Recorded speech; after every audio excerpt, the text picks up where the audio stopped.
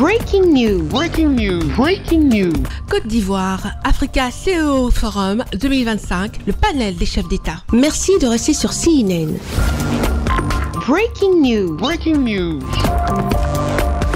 3 chefs d'État et le vice-président ivoirien M. Tiemoko Mele Kone, représentant son Excellence Alassane Ouattara, ont participé à un panel de haut niveau à l'Africa CEO Forum 2025. Cet exercice oratoire visait à rassurer les acteurs africains de l'entrepreneuriat sur la réussite de l'intégration économique, politique et commerciale en Afrique. Son Excellence Cyril Ramaphosa, d'Afrique du Sud, première puissance économique du continent, a apporté une première réponse. Il faudra mettre en place des projets d'infrastructure qui aideront donc le secteur privé à continuer à aider le secteur public.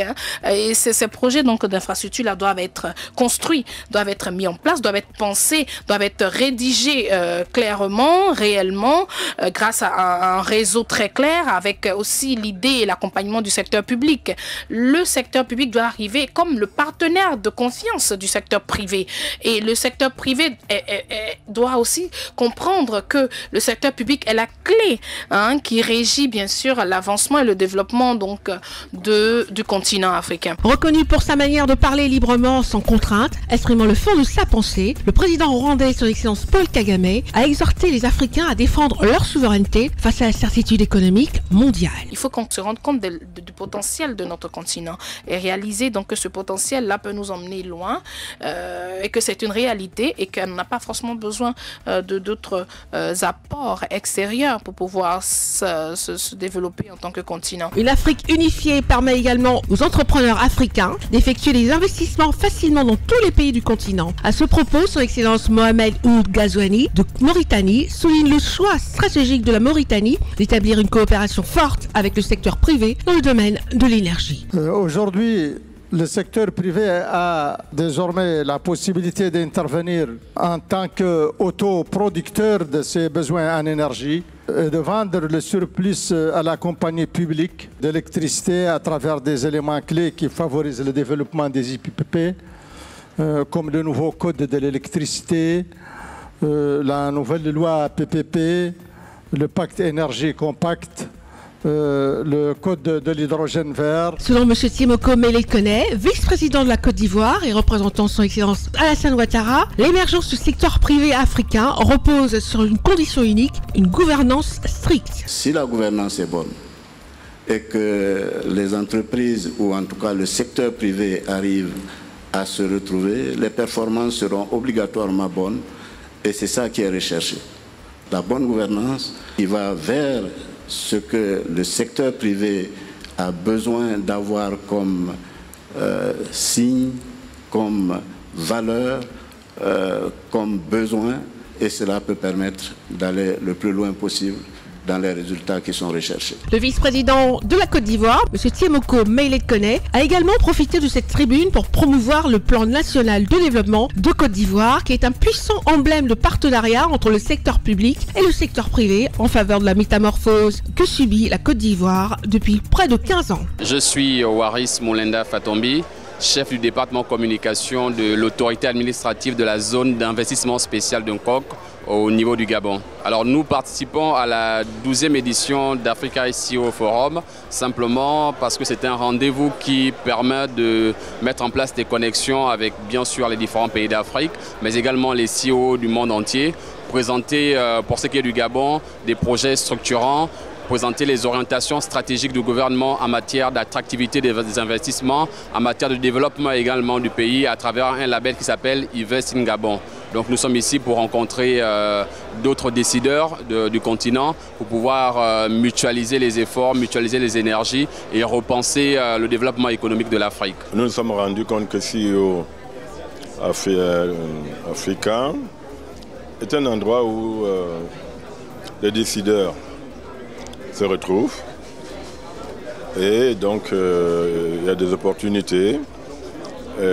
Si nous revenons aujourd'hui, c'est que les expériences antérieures ont été positives et donc nous sommes là aujourd'hui et je peux dire que nous ne sommes pas déçus. Le CEO Forum, il apporte ceci que c'est un lieu de rencontre. Un lieu de rencontre entre des autorités, donc des pouvoirs publics, et des acteurs du secteur privé. Et aussi un lieu de rencontre entre les acteurs du secteur privé eux-mêmes.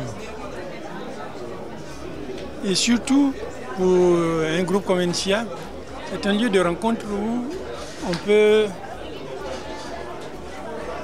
avoir la possibilité de converser avec des institutions internationales, des bailleurs de fonds internationaux, toute structure qui peut permettre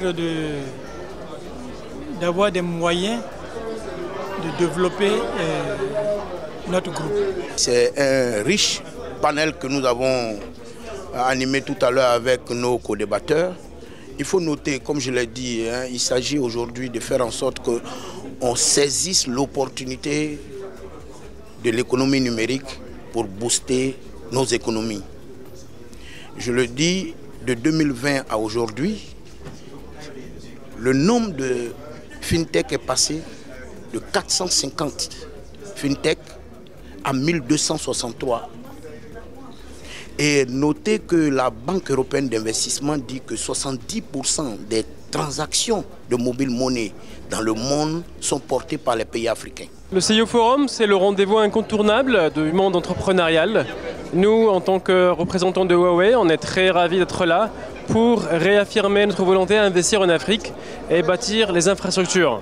Alors aujourd'hui, ce qui a été mentionné surtout par le président Ouattara, c'est le New Deal, c'est le partenariat public-privé et c'est une vision à laquelle nous on adhère à 100% parce que nous on croit à la notion d'écosystème parce que chacun il doit assumer sa partie. Le gouvernement va mettre en place un écosystème propice à l'investissement, le secteur privé va investir, les jeunes à travers les startups ils vont contribuer aussi et nous on va bâtir notre côté chez Huawei, les infrastructures, on va former les jeunes et soutenir les startups pour que l'écosystème soit complet. Comme tout le temps, c'est le lieu où les entreprises africaines se rencontrent, où les énergies se font, où la valeur a un sens. C'est l'endroit où on a la possibilité de faire des affaires, de se négocier. Et puis c'est un événement qui est exclusivement destiné au secteur privé, ce qui est très rare sur le continent africain. Donc tous les ans, je ne rate pas ce forum absolument précieux, utile pour le continent africain, utile pour les économies africaines et la croissance africaine. Les entreprises, ils font de belles rencontres, de beaux dossiers, de beaux projets sont noués là. Et donc, évidemment que c'est un événement auquel nous sommes tous attachés et auquel nous tenons beaucoup. Merci d'être sur CNN, la télévision autrement. Les programmes se poursuivent. Retrouvez toute l'actualité afro-mondiale en ligne et en multidiffusion sur CNN, C-Web Info et plateformes digitales, Facebook, YouTube, Instagram et en simultané sur Radio Voltage 2.